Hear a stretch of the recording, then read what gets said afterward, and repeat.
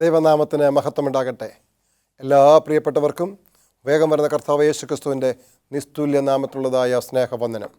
നിങ്ങളെ ഏവരെയും ഇന്നത്തെ വചന ശുശ്രൂഷയിലേക്ക് ഹാർദവമായി സ്വാഗതം ചെയ്യുന്നതിൽ അതിയായ സന്തോഷമുണ്ട്.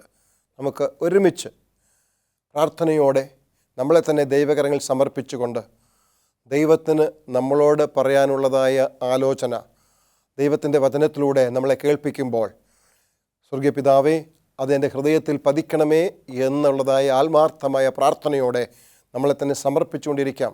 നമുക്കൊരു നിമിഷം പ്രാർത്ഥിക്കാം. ഞങ്ങളെ സ്നേഹിക്കുന്ന സ്വർഗീയ പിതാവേ, ഈ ഇന്നത്തെ ദിവസത്തിൻ്റെ ഈ നല്ല മണിക്കൂറുകൾക്കായി നന്ദിയോടെ അങ്ങ് സ്തുതിക്കുന്നു. പ്രത്യേകിച്ച് കർത്താവെ, അടിയങ്ങൾ അങ്ങയുടെ വചനം കേൾക്കുവാൻ തക്കവണ്ണം പോവുകയാണ്. അവിടുത്തെ വചനം ഞങ്ങളോട് സംസാരിക്കണമേ. പ്രത്യേകിച്ച് വചനം സംസാരിക്കുന്ന മകനെ അവിടുന്ന് അനുഗ്രഹിക്കണമേ. സംസാരിക്കുന്ന അടിയനോട് കൂടെ ഇരിക്കണമേ കർത്താവെ. അവിടുത്തെ ശക്തിയാൽ നിറയ്ക്കണമേ. കേൾക്കുന്ന ഞങ്ങളുടെ മക്കളെ കർത്താവ് അനുഗ്രഹിക്കണമേ. അവിടുത്തെ ആത്മാവിൽ നിറയ്ക്കണമേ. കേൾക്കുന്ന വചനം ഹൃദയത്തിൽ എഴുതുവാൻ, അതും പ്രകാരം ജീവിതത്തെ ക്രമപ്പെടുത്തുവാൻ സഹായിക്കണമേ. ഈ ശുശ്രൂഷയുടെ ആദ്യോടന്തം അങ്ങയുടെ നടത്തിപ്പ് കൂടെ ഇരുന്ന് സകലതും ഉചിതമാക്കി അങ്ങേക്ക് മഹത്വം കരട്ടാൻ സഹായിക്കണമെന്ന് യേശുവിൻ്റെ നാമത്തിൽ അപേക്ഷിക്കുന്നു. കൃപയോടെ കേൾക്കണം സ്വർഗീയ പിതാവേ, ആമേൻ. ഏവർക്കും സ്വാഗതം അർപ്പിക്കുന്നു. നിങ്ങളെല്ലാവരെയും ഒരിക്കൽ കൂടി ഈ ശുശ്രൂഷയിലേക്ക് സ്വാഗതം ചെയ്യുന്നു. നമുക്കൊരുമിച്ച് വീണ്ടും പ്രാർത്ഥനയോടെ സമർപ്പണത്തോടെ ആയിരിക്കാം. ദൈവത്തിൻ്റെ വചനത്തിന് വേണ്ടി നമുക്ക് നമ്മുടെ ഹൃദയത്തെയും കാതിനെയും ഒരുക്കാം. പ്രിയമുള്ളവരെ, ഇന്ന് നമ്മൾ ചിന്തിക്കുവാൻ പോകുന്ന വിഷയം, is heaven A real place? സ്വർഗം എന്ന് പറയുന്നത് ഒരു യഥാർത്ഥ സ്ഥലമാണോ എന്നതാണ് നമ്മൾ ചിന്തിക്കാൻ പോകുന്നത്. എന്താണ് നമ്മുടെ ചിന്താവിഷയം? Is heaven A real place? സ്വർഗം ഒരു യാഥാർത്ഥ്യമാണോ, ഒരു യഥാർത്ഥ സ്ഥലമാണോ എന്നതാണ് നമ്മൾ ചിന്തിക്കാൻ പോകുന്നത്. ഒരു പക്ഷേ അനേകർ ക്രിസ്തുവിനെ പിൻപറ്റിയിട്ടുണ്ടാകാം. പല വിധത്തിൽ, പല കാരണങ്ങൾ കൊണ്ട്, പല കാലഘട്ടങ്ങളിൽ, പല സമയങ്ങളിൽ ക്രിസ്തുവിനെ പിൻപറ്റിയിട്ടുണ്ടാവാം. ആ പിൻപറ്റിയവരുടെയൊക്കെ മനസ്സിൽ ഒരു ചോദ്യമുണ്ടായിരിക്കാം. എന്തായിരിക്കും ആ ചോദ്യം? ഞങ്ങൾ ഇങ്ങനെ ക്രിസ്തുവിനെ പിൻപറ്റുന്നത് കൊണ്ട് ഞങ്ങൾക്ക് എന്ത് പ്രയോജനം അല്ലെങ്കിൽ എന്ത് പ്രതിഫലം കിട്ടും എന്ന്. സംശയമൊന്നുമില്ല, കർത്താവായ യേശുക്രിസ്തുവിൻ്റെ ശിഷ്യനായി തിരഞ്ഞെടുക്കപ്പെട്ട പത്രോസും ഇതേ ചോദ്യം ചോദിച്ചു. അപ്പോൾ നമ്മൾ ചോദിക്കുന്നതിലും ആശ്ചര്യമൊന്നുമില്ല. പത്രോസ് എന്താ ചോദിച്ചത്? നമുക്ക് നോക്കാം. മത്തായിയുടെ സുവിശേഷം 19-ാമത്തെ അധ്യായം 27-28 വാക്യത്തിൽ നമുക്ക് ആ ചോദ്യം കാണാൻ കഴിയും. പത്രോസ് കർത്താവിനോട് ചോദിക്കുകയാണ്, ഞങ്ങൾ സകലവും വിട്ട് നിന്നെ അനുഗമിച്ചുവല്ലോ. പത്രോസ് കർത്താവിനോട് പറയുകയാണ്, ഞങ്ങൾ സകലതും വിട്ട് നിന്നെ അനുഗമിച്ചുവല്ലോ, ഞങ്ങൾക്ക് എന്ത് കിട്ടും? ഇതാണ് പത്രോസിൻ്റെ ചോദ്യം. പ്രിയമുള്ളവരെ, ഇതേ ചോദ്യം നമ്മളിൽ എല്ലാവർക്കും ഒരുപക്ഷെ ഉണ്ടായിരിക്കാം. നമ്മൾ ഇങ്ങനെ ക്രിസ്തുവിനെ പിൻപറ്റുമ്പോൾ നമുക്ക് എന്ത് കിട്ടും? പത്രോസിൻ്റെ ചോദ്യത്തെ നമ്മൾ ഒന്നുകൂടി നോക്കിയാൽ, പത്രോസ് പറയുകയാണ്, ഞങ്ങൾ സകലവും വിട്ട് നിന്നെ അനുഗമിച്ചുവല്ലോ, ഞങ്ങൾക്ക് എന്ത് കിട്ടും? ശരിക്കും പത്രോസിന് വിട്ടുകളയാൻ, സകലവും വിടാൻ എന്താണ് ഉണ്ടായിരുന്നത്? നമ്മൾ പത്രോസിനെ മനസ്സിലാക്കുമ്പോൾ, കാണുമ്പോൾ കീറിയ ഒരു വലയും, ശരിക്കും പോലും വസ്ത്രം ധരിക്കാൻ ഇല്ലാത്ത, നഗ്നത മറയ്ക്കാൻ പോലും ഇല്ലാത്ത വസ്ത്രവും മാത്രമേ പത്രോസിനുണ്ടായിരുന്നുള്ളൂ. അതാണ് പത്രോസ് പറയുന്നത്, ഞങ്ങൾ സകലതും വിട്ട് എന്ന് പറഞ്ഞാൽ, ക്രിസ്തു വിളിച്ചപ്പോൾ തനിക്കുണ്ടായിരുന്നതായ തൊഴിലും തൻ്റെ ഉപജീവന മാർഗവും തൻ്റെ അധ്വാനവും എല്ലാം വിട്ടുകളഞ്ഞിട്ട് ക്രിസ്തുവിനെ പിൻപറ്റുകയാണ്. എന്ത് പ്രതിഫലം കിട്ടും എന്നാണ് ചോദ്യം. ന്യായമായ ചോദ്യം. അങ്ങനെ ഒരു ചോദ്യം ചോദിക്കുന്നതിന് തെറ്റൊന്നും പറയാൻ പറ്റത്തില്ല. നമ്മളുടെ മനസ്സിലും ആ ചോദ്യമുണ്ടാകാം. പക്ഷേ പത്രോസിനോട് പറഞ്ഞ മറുപടിയാണ് നമ്മൾ മനസ്സിലാക്കേണ്ടത്. ആ ചോദ്യത്തിന് എന്താണ് മറുപടി? അതേ അധ്യായത്തിൽ, മത്തായിയുടെ സുവിശേഷം 19-ാമത്തെ അധ്യായം 27-28 വാക്യം എന്താ പറയുന്നത്? എന്നെ അനുഗമിച്ചിരിക്കുന്ന നിങ്ങൾക്ക്, അല്ലെങ്കിൽ നിങ്ങൾ പുനർജന്മത്തിൽ മനുഷ്യപുത്രൻ തൻ്റെ മഹത്വത്തിൻ്റെ സിംഹാസനത്തിൽ ഇരിക്കുമ്പോൾ നിങ്ങളും ഇരുന്ന് 12 ഇസ്രായേൽ ഗോത്രങ്ങളെയും ന്യായം വിധിക്കും. എന്താണ് പറഞ്ഞത്? എന്നെ അനുഗമിച്ചിരിക്കുന്ന നിങ്ങൾ പുനർജന്മത്തിൽ എന്ന് വെച്ചാൽ, നിങ്ങൾ മരിച്ചു കഴിഞ്ഞിട്ട് നിങ്ങൾക്ക് വീണ്ടും ഒരു ജന്മം കിട്ടും. നിങ്ങൾ ജനിക്കും, പുതുതായി നിങ്ങൾ ഉയർത്തെഴുന്നേൽക്കും. പുനർജന്മം എന്ന് പറയുമ്പോൾ ഇന്ന് അനേകർ തെറ്റിദ്ധരിക്കുന്നത്, ഈ ഒരു ജന്മം ഇങ്ങനെ ജനിച്ചു, മനുഷ്യനെ ജനിച്ചു, അടുത്ത ജന്മത്തിൽ ഇനി വേറെ വല്ലതായിട്ട് ജനിക്കും, ഈ ജന്മത്തിൽ ചെയ്ത പ്രവൃത്തിയുടെ ഫലമായി. അതല്ല പറയുന്നത് ഇവിടെ. മറിച്ച് എന്താണ്? നിങ്ങൾ ഉയർത്തെഴുന്നേൽക്കും. വീണ്ടും ഉയർത്തെഴുന്നേൽക്കുകയും എവിടെ പോകും? നമ്മൾ തെസലോനിക്ക ലേഖനം വായിച്ചാൽ അവിടെ പറയുന്നതാണ്, കർത്താവ് വരുമ്പോൾ, കർത്താവ് തൻ ഗംഭീരനാദത്തോടെ വരുമ്പോൾ ക്രിസ്തുവിൽ മരിച്ച വിശുദ്ധന്മാർ ആദ്യം ഉയർത്തെഴുന്നേൽക്കും. പിന്നെ ജീവനോടിരിക്കുന്ന നാം രൂപാന്തരപ്പെട്ട് അവനോടുകൂടെ ഒരുമിച്ച് മേഘങ്ങളിൽ എടുക്കപ്പെടും. അപ്പോൾ ആ ഉയർപ്പിനെ കുറിച്ചാണ് ഇവിടെ പറയുന്നത്. എന്ത് സംഭവിക്കുന്നു? നമ്മൾ ഉയർത്തെഴുന്നേറ്റ്, കർത്താവ് പറയാണ് നിങ്ങൾ ഉയർത്തെഴുന്നേൽക്കും എന്ന് മാത്രമല്ല, കർത്താവിനൂടെ സ്വർഗത്തിൽ പോയിട്ട് അവിടെ ചെന്നിട്ട് എന്ത് ചെയ്യും? നിങ്ങൾ 12 ഗോത്രപിതാക്കന്മാരായിട്ടിരുന്ന നിങ്ങൾ ഇസ്രയേലിൻ്റെ 12 ഗോത്രം. അപ്പോൾ നമ്മൾ വിചാരിക്കും നമ്മളാണോ ഇസ്രയേൽ ഗോത്രം? പ്രിയമുള്ളവരെ, ഇസ്രയേൽ എന്ത് ചെയ്തു? കർത്താവ് യേശുവിനെ രക്ഷിതമായി സ്വീകരിക്കുന്നതിൽ അവർക്ക് വീഴ്ച പറ്റി. അവർ യേശുവിനെ റിജക്റ്റ് ചെയ്ത് കളഞ്ഞു. അതുകൊണ്ട് ആ ഇസ്രയേലിനെ ദൈവം തള്ളിക്കളഞ്ഞിട്ട് പുറം ജാതികളായിരുന്ന നമുക്ക് ഇസ്രയേൽ പൗരത്വം നൽകിയിരിക്കുകയാണ്. ആ ഇസ്രയേൽ ഗോത്രപിതാക്കന്മാരുടെ 12 ഗോത്രപിതാക്കന്മാർ നമ്മളിൽ നിന്നുണ്ടാകാൻ പോകുന്നു. അല്ലെങ്കിൽ ആ 12 ശിഷ്യന്മാരിൽ നിന്ന് ദൈവം തിരഞ്ഞെടുത്തു എന്ന് വേണമെങ്കിൽ നമുക്ക് പറയാം. പക്ഷെ അവരോട് പറയുകയാണ്, നിങ്ങൾ അങ്ങനെ 12 ഗോത്രന്മാരെയും എന്തു ചെയ്യും? ന്യായം വിധിക്കും. എന്തൊരു ഭാഗ്യം, എന്തൊരു സൗഭാഗ്യമാണ്! നമ്മൾ വെറുതെ യേശുവിനെ പിൻപറ്റിയപ്പോൾ നമ്മൾ മറ്റുള്ളവരെ ന്യായം വിധിക്കുന്നത് ആരാണ്? ന്യായാധിപതിമാരാണ്. അപ്പം നമ്മൾ ജഡ്ജിമാരായി മാറുകയാണ്, ന്യായാധിപതിയായി മാറുകയാണ്. ഒരു ന്യായാധിപതിയുടെ ഈ ലോകത്തിലെ വിലയും നിലയും ഒക്കെ നമുക്കറിയാം. അങ്ങനെയെങ്കിൽ യേശു പറയുകയാണ്, നിങ്ങൾ ആരായി മാറും? നിങ്ങൾ ന്യായാധിപതിമാരായി മാറുമെന്ന്. എത്ര വലിയ സന്തോഷമാണ് പ്രിയമുള്ളവരെ! കർത്താവ് യേശു ക്രിസ്തു നമ്മോട് പറയുകയാണ്, എന്താണ് പ്രതിഫലം? നിങ്ങൾ എന്തു ചെയ്യും? സ്വർഗത്തിൽ വരും, സ്വർഗത്തിലെത്തും. എന്നിട്ട് എന്തു ചെയ്യും? സിംഹാസനത്തിൽ കർത്താവിൻ്റെ മനുഷ്യപുത്രൻ തൻ്റെ മഹത്വത്തിൻ്റെ സിംഹാസനത്തിൽ ഇരിക്കുമ്പോൾ നിങ്ങളും അവിടെ ഇരിക്കും. ആ സിംഹാസനത്തിലിരുന്ന് ന്യായം വിധിക്കും എന്നാണ് കർത്താവ് നമ്മളോട് പറഞ്ഞത്. ഇനിയും ദൈവം നമുക്ക് എന്ത് ചെയ്തിട്ടുണ്ട്? The holy spirit has revealed it in God's word. നമുക്ക് എന്ത് കിട്ടുമെന്ന് ദൈവത്തിൻ്റെ പരിശുദ്ധാത്മാവ് നമുക്ക് വെളിപ്പെടുത്തിയിട്ടുണ്ട്. 1 കൊരിന്ത്യർ 2-ാമത്തെ അധ്യായം 9-10 വാക്യം എന്താണ് പറയുന്നത്? ദൈവം തന്നെ സ്നേഹിക്കുന്നവർക്ക് നൽകിയിട്ടുള്ളത്, ദൈവം തന്നെ സ്നേഹിക്കുന്നവർക്ക് നൽകാൻ പോകുന്നത് ഒരു മനുഷ്യൻ്റെയും ഹൃദയത്തിൽ തോന്നിയിട്ടില്ല, ആരുടെയും കണ്ണ് കണ്ടിട്ടുമില്ല. ആ ഒരു മനുഷ്യരുടെയും ഹൃദയത്തിൽ തോന്നിയിട്ടുമില്ല, ആരുടെയും കണ്ണ് കണ്ടിട്ടുമില്ല. അപ്പോൾ ഇതുവരെ കണ്ടിട്ടുള്ളതിൽ നിന്നൊക്കെ വ്യത്യസ്തമായ, അതിലും മനോഹരമായ, അതിലും വലിയത്, അതിലും പൂർണ്ണതയുള്ളത്, അതിലും കൂടുതൽ വിലമതിക്കുന്നതൊക്കെയാണ് ദൈവം തന്നെ സ്നേഹിക്കുന്നവർക്ക് നൽകുവാൻ പോകുന്നത്. വെളിപ്പാട് പുസ്തകം 22-ാമത്തെ അധ്യായം 12-ാമത്തെ വാക്യം പറയുന്നത്, ഇതാ ഞാൻ വേഗം വരുന്നു, ഓരോരുത്തന് അവനവൻ്റെ പ്രവൃത്തിക്ക് തക്കവണ്ണം കൊടുപ്പാൻ പ്രതിഫലം എൻ്റെ പക്കലുണ്ട്. അപ്പോൾ ദൈവം പ്രതിഫലം നൽകും എന്ന് ആ വാക്യം പറയുന്നു. 11-ാമത്തെ അധ്യായം 18-ാമത്തെ വാക്യം വായിച്ചാലോ? വെളിപ്പാട് പുസ്തകം 11-18 വായിച്ചാൽ, signs now show the time of reward at hand. അപ്പോൾ ആ പ്രതിഫലത്തിൻ്റെ സമയം എടുത്തിരിക്കുന്നു. നിൻ്റെ ഭക്തന്മാർക്ക് പ്രതിഫലം കൊടുപ്പാനും ഭൂമിയെ നശിപ്പിക്കുന്നവരെ നശിപ്പാനുമുള്ള കാലവും വന്നു. ഓക്കെ, നോക്കണം പ്രിയമുള്ളവരെ, എന്ത് പ്രതിഫലം കിട്ടുമെന്നാണ് പത്രോസ് ചോദിച്ചത്. ആ ചോദ്യം നമ്മൾ ആവർത്തിക്കുകയാണ്. ദൈവം പറയുന്നു, എന്താ പറഞ്ഞത്? നിൻ്റെ ഭക്തന്മാർക്ക് പ്രതിഫലം കൊടുപ്പാനും ഭൂമിയെ നശിപ്പിക്കുന്നവരെ നശിപ്പിപ്പാനുമുള്ള കാലവും വന്നു. എന്നിട്ട് പറയുകയാണ്, ഇതാ ഞാൻ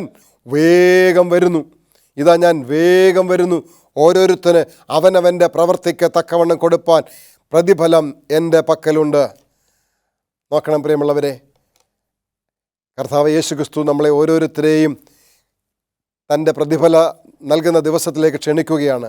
അതുകൊണ്ടാണ് കർത്താവ് യോഹന്നാൻ്റെ സുവിശേഷത്തിൽ ഇങ്ങനെ പറഞ്ഞത്, 14-ാമത്തെ അധ്യായം 1-3 വരെ എന്താ പറഞ്ഞത്? നിങ്ങളുടെ ഹൃദയം കലങ്ങിപ്പോകരുത്, ദൈവത്തിൽ വിശ്വസിപ്പീൻ, എന്നിലും വിശ്വസിപ്പീൻ. ദൈവത്തിൽ വിശ്വസിപ്പീൻ, എന്നിലും വിശ്വസിപ്പീൻ. എൻ്റെ പിതാവിൻ്റെ ഭവനത്തിൽ അനേക വാസസ്ഥലമുണ്ട്, ഇല്ലെങ്കിൽ ഞാൻ നിങ്ങളോട് പറയുമായിരുന്നു.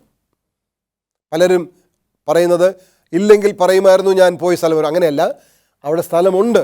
ഇല്ലായിരുന്നെങ്കിൽ ഞാൻ നിങ്ങളോട് നേരത്തെ പറയുമായിരുന്നു. ഇനി ഞാൻ എന്ത് ചെയ്യുന്നു? ഞാൻ നിങ്ങൾക്ക് സ്ഥലമൊരുക്കാൻ പോകുന്നു.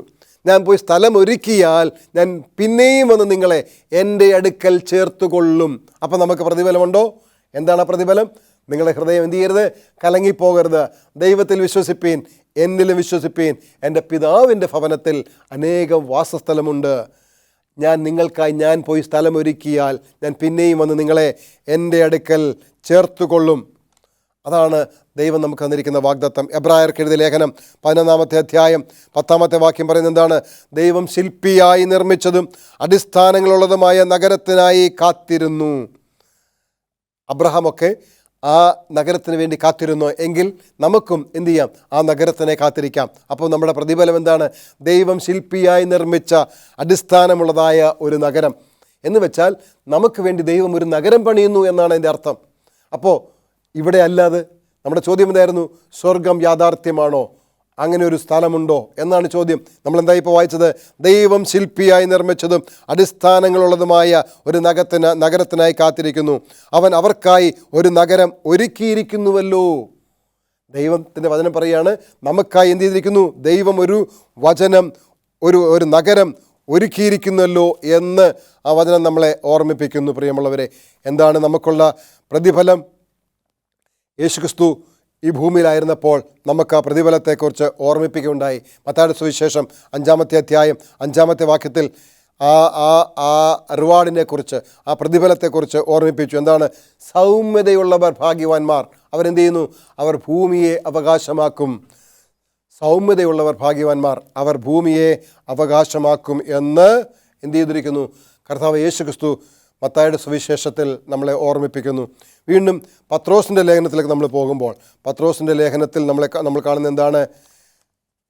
പത്രോസിൻ്റെ ലേഖനം 2-ാമത്തെ അധ്യായം, അല്ല 2 പത്രോസിൻ്റെ ലേഖനം 3-ാമത്തെ അധ്യായം 7-ാമത്തെ വാക്യം തുടങ്ങി 12-13 വാക്യം നമ്മൾ വായിക്കുമ്പോൾ എന്താ പറയുന്നത്? പണ്ടുള്ള ഭൂമിയും ആകാശവും ഭൂമിയും, നേരത്തെ ഉണ്ടായിരുന്ന ആകാശവും ഭൂമിയും എന്ത് ചെയ്തിരിക്കുന്നു? നോഹയുടെ കാലത്ത് ജലപ്രളയത്താൽ നശിപ്പിച്ചുവെങ്കിൽ ഇന്നുള്ള ഭൂമിയും ആകാശവും ഭൂമിയും തീക്കായി നശിപ്പിക്കേണ്ടതിന് സൂക്ഷിച്ചിരിക്കുന്നു എന്നുള്ളത് നിങ്ങൾ എന്ത് ചെയ്യുന്നു? നിങ്ങൾ മനസ്സോടെ മറന്നു കളയുന്നു എന്നാണ് അവിടെ പറയുന്നത്. എന്താണ്? അന്നത്തെ ആകാശവും ഭൂമിയും ആദ്യമുണ്ടായിരുന്നത് നോഹയുടെ കാലത്ത് ജലപ്രളയത്താൽ നശിപ്പിച്ചുവെങ്കിൽ അതേ വചനത്താൽ, അതേ ദൈവത്തിൻ്റെ വചനത്താൽ ഇന്നുള്ള ഭൂമിയും എന്ത് ചെയ്യുന്നു? തീയാൽ നശിപ്പിക്കേണ്ടതിന് സൂക്ഷിച്ചിരിക്കുന്നു എന്നുള്ള കാര്യം നമ്മൾ പലപ്പോഴും മറന്നു കളയുന്നു എന്ന് ഈ വാക്യം നമ്മളെ ഓർമ്മിപ്പിക്കുകയാണ്. സങ്കീർത്തനം 37-ാം സങ്കീർത്തനം അതിൻ്റെ 34-ാമത്തെ വാക്യം പറയുന്നത്, പാപവും പാപികളും എന്നേക്കുമായി നശിപ്പിക്കപ്പെടും എന്നാണ്. പാപവും പാപികളെയും എന്നേക്കുമായി നശിപ്പിക്കും എന്ന് ആ വാക്യം നമ്മളെ ഓർമ്മിപ്പിക്കുന്നു. യെശയ്യാ പ്രവചനം 51-ാം അധ്യായം 3-ാമത്തെ വാക്യം നമ്മൾ പറയുന്നത്, ഈ ഭൂമി എന്ത് ചെയ്യുന്നു? ഏദൻ തോട്ടത്തെ പോലെ ആക്കുമെന്നാണ് പറയുന്നത്. ഏദൻ തോട്ടം എങ്ങനെയായിരുന്നുവോ അതേപോലെ ഈ ഭൂമിയെ ദൈവം മാറ്റാൻ പോകുന്നു. നമ്മുടെ പ്രതിഫലം എവിടെയാണ്? നമ്മുടെ പ്രതിഫലം എന്താണ്? ദൈവം നമുക്കായി ഒരു നഗരം പണിതിരിക്കുന്നു. അത് ഏദൻ തോട്ടം എങ്ങനെയായിരുന്നുവോ അതുപോലെ. അതിന് പറയുന്നത് എന്താണ്? പരദീസ എന്നാണ് പറഞ്ഞിരുന്നത്. എന്ന് പറഞ്ഞാൽ സ്വർഗം എന്നാണ് അതിനെ പറഞ്ഞിരുന്നത്. അപ്പോൾ ആദമിന് നഷ്ടപ്പെട്ട ഏദൻ തോട്ടം ദൈവം എന്ത് ചെയ്യുന്നു? നമുക്ക് വീണ്ടും ഒരുക്കുന്നു എന്ന് ഈ വാക്യങ്ങളെല്ലാം നമ്മളെ ഓർമ്മിപ്പിക്കുന്നു. പ്രിയമുള്ളവരെ, സൗമ്യതയുള്ളവർ ഭാഗ്യവാന്മാർ, അവർ ഭൂമിയെ അവകാശമാക്കും. ഇപ്പോഴത്തെ ആകാശവും ഭൂമിയും പണ്ടത്തെ ആകാശത്തെയും ഭൂമിയും ഏത് വചനത്താൽ നശിപ്പിച്ചുവോ അതേ വചനത്താൽ തീക്കായി സൂക്ഷിച്ചും ന്യായവിധിയും ഭക്തികെട്ട മനുഷ്യരുടെ നാശവും സംഭവിപ്പാനുള്ള ദിവസത്തേക്ക് കാത്തിരിക്കുന്നു എന്ന് അവർ എന്ത് ചെയ്യുന്നു? മനസ്സോടെ മറന്നു കളയുന്നു. സങ്കീർത്തനക്കാരൻ പറയുന്നു, ദുഷ്പ്രവൃത്തിക്കാർ ഛേദിക്കപ്പെടും, യഹോവയെ പ്രത്യാശിക്കുന്നവരോ ഭൂമിയെ അവകാശമാക്കും, മരുഭൂമിയെ ഏദനെ പോലെയാക്കും എന്ന് നമ്മൾ മനസ്സിലാക്കുന്നു. പ്രിയമുള്ളവരെ, അപ്പോൾ ഈ പുതിയ ഭൂമിയും പുതിയ ആകാശവും അതിനെ എങ്ങനെയാണ് ദൈവം നിർവചിച്ചിരിക്കുന്നത്? എന്താണ് അതിന് കൊടുത്തിരിക്കുന്ന ഡിസ്ക്രിപ്ഷൻ എന്ന് നോക്കാം. യെശയ്യാ പ്രവചനം 65-ാം അധ്യായം 17-ാമത്തെ വാക്യത്തിലും വെളിപ്പാട് പുസ്തകം 21-ാം അധ്യായം അതിൻ്റെ 1-ാമത്തെ വാക്യത്തിലും നമ്മൾ നോക്കുമ്പോൾ നമുക്ക് കാണാൻ കഴിയുന്നത് എന്താണ്? വെളിപ്പാട് പുസ്തകം 21-ാം അധ്യായം അതിൻ്റെ 1-ാമത്തെ വാക്യം നമ്മൾ കാണുന്നത്, ഞാൻ പുതിയ ആകാശവും പുതിയ ഭൂമിയും കണ്ടു. 1-ാമത്തെ ആകാശവും 1-ാമത്തെ ഭൂമിയും ഒഴിഞ്ഞുപോയി, സമുദ്രവും ഇനിയില്ല. പുതിയ യെരൂശലേം എന്ന വിശുദ്ധ നഗരം, പുതിയ യെരൂശലേം എന്ന വിശുദ്ധ നഗരം, ഇതാ ഞാൻ പുതിയ ആകാശവും പുതിയ ഭൂമിയും സൃഷ്ടിക്കുന്നു എന്നാണ് നമ്മൾ ഈ വെളിപ്പാട് പുസ്തകത്തിൽ കണ്ടത്. പ്രിയമുള്ളവരെ, വീണ്ടും നമ്മൾ പരിശോധിക്കുമ്പോൾ പുതിയ യെരൂശലേം അത് സന്തോഷത്തിൻ്റെ, ആനന്ദത്തിൻ്റെ ഒരു സ്ഥലമായിരിക്കുമെന്ന് യെശയ്യാപ്രവചനം നമ്മളെ ബോധ്യപ്പെടുത്തുന്നു. നമ്മൾ വെളിപ്പാട് പുസ്തകം വീണ്ടും പരിശോധിച്ചാൽ 21 അധ്യായം അതിൻ്റെ 12 മുതൽ പരിശോധിക്കാമെങ്കിൽ ഈ പുതിയ ആകാശത്തിന്, ഈ പുതിയ ഭൂമിക്ക് അടിസ്ഥാനം ഇടുന്നത് എങ്ങനെയാണ്, അതിൻ്റെ ക്യാപിറ്റൽ, അതിൻ്റെ തലസ്ഥാന നഗരം എങ്ങനെയുള്ളതായിരിക്കും എന്ന് അവിടെ പറയുന്നുണ്ട്. അതിന് പറയുന്നത് എന്താണ്? 12 മുതലുള്ള വാക്യങ്ങൾ അതിൻ്റെ താഴോട്ട് വായിക്കുമ്പോൾ, കിഴക്ക് 3 ഗോപുരം, വടക്ക് 3 ഗോപുരം, തെക്ക് 3 ഗോപുരം, പടിഞ്ഞാറ് 3 ഗോപുരം, നഗരത്തിൻ്റെ മതിലിന് 12 അടിസ്ഥാനം.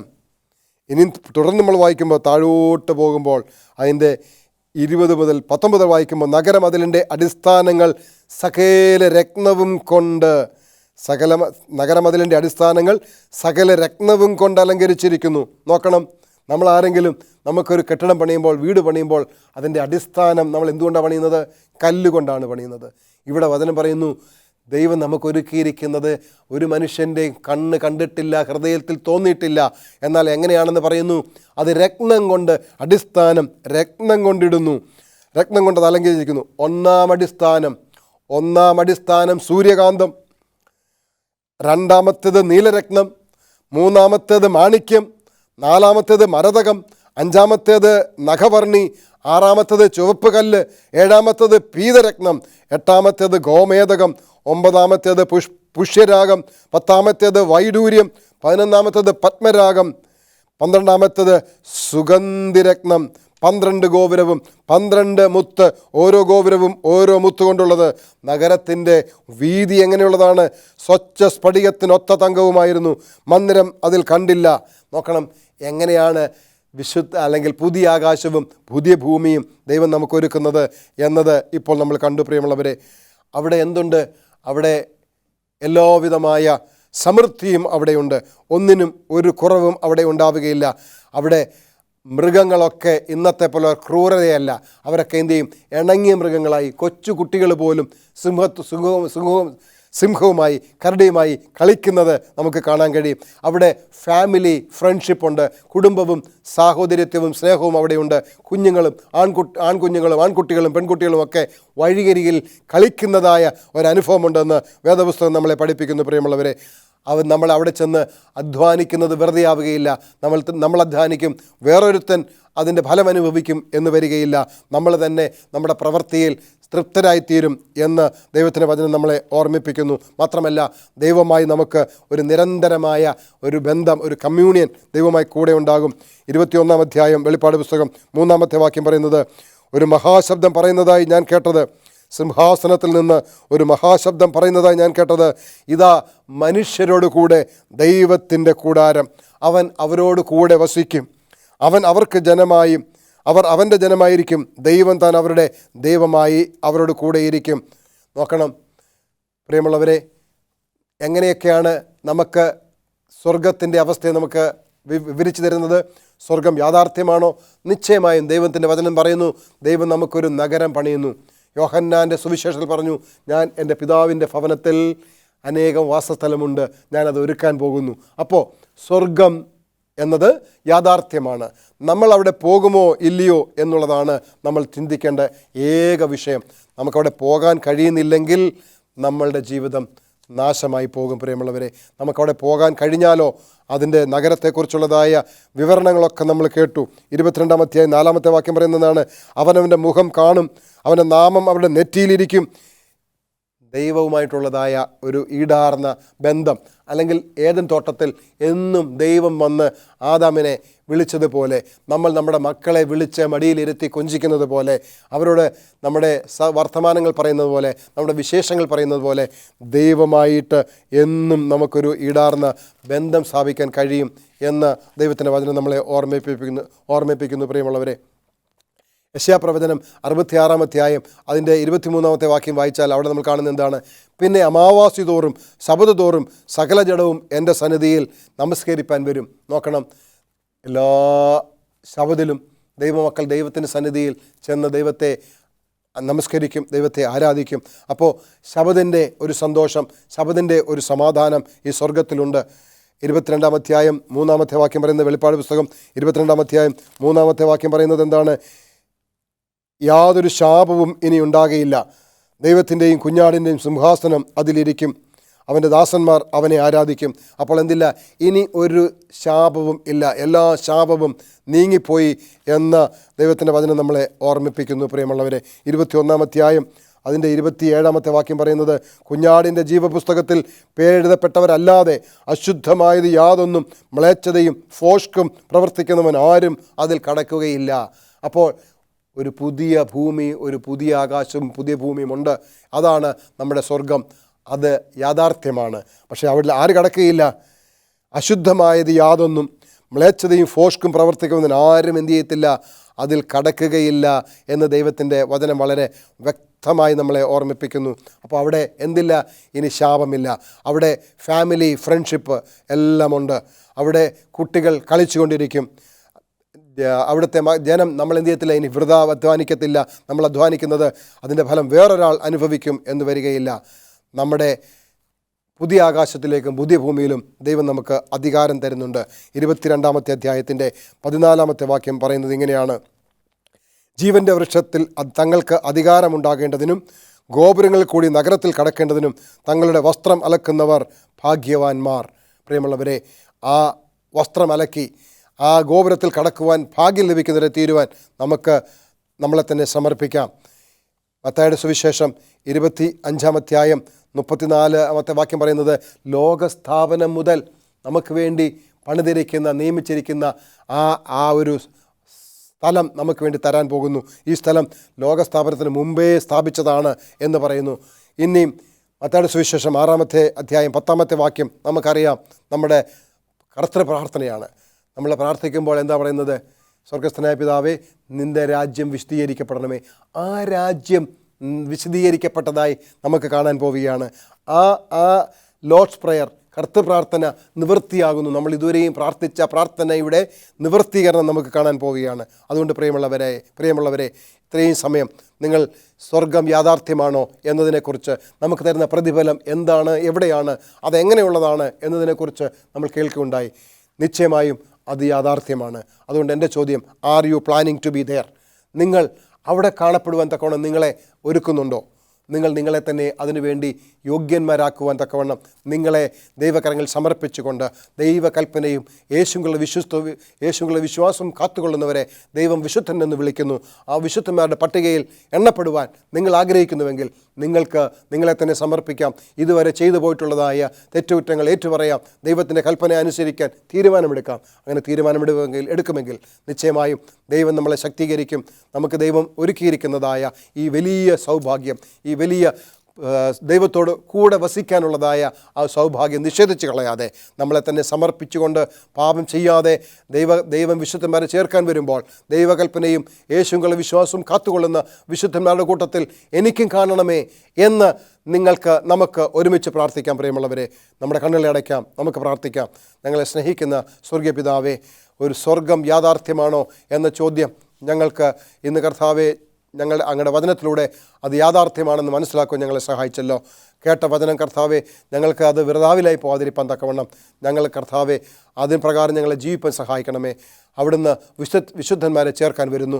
അങ്ങയുടെ കൽപ്പനയും അങ്ങയുടെ വിശ്വാസവും കാത്തുകൊള്ളുന്നവരെയാണ് അവിടുന്ന് വിശുദ്ധൻ എന്ന് എണ്ണുന്നത്. അവരുടെ കൂട്ടത്തിലേക്ക് ഞങ്ങളെയും എണ്ണപ്പെടുവാൻ തക്കവണ്ണം ഞങ്ങളുടെ ജീവിതത്തെ ക്രമപ്പെടുത്തുവാൻ ഞങ്ങൾക്ക് ബുദ്ധി ഉപദേശിക്കണമേ എന്ന് പ്രാർത്ഥിക്കുന്നു. വചനം കേട്ട എല്ലാവരെയും കർത്താവ് അനുഗ്രഹിക്കണമേ. അവിടുത്തെ വരവിനായി ഞങ്ങളെല്ലാവരെയും ഒരുക്കണമേ. സകലതും യേശുവിൻ നാമത്തിൽ അപേക്ഷിക്കുന്നു. കൃപയുടെ കേൾക്കണമേ സ്വർഗീയ പിതാവേ, ആമേൻ. ദൈവം നിങ്ങളെ അനുഗ്രഹിക്കട്ടെ. ഏറ്റവും നല്ല ഒരു ദിവസം നേരുന്നു. ദൈവത്തിൻ്റെ അനുഗ്രഹത്താൽ നമുക്ക് വസിക്കുവാനിടയാവട്ടെ.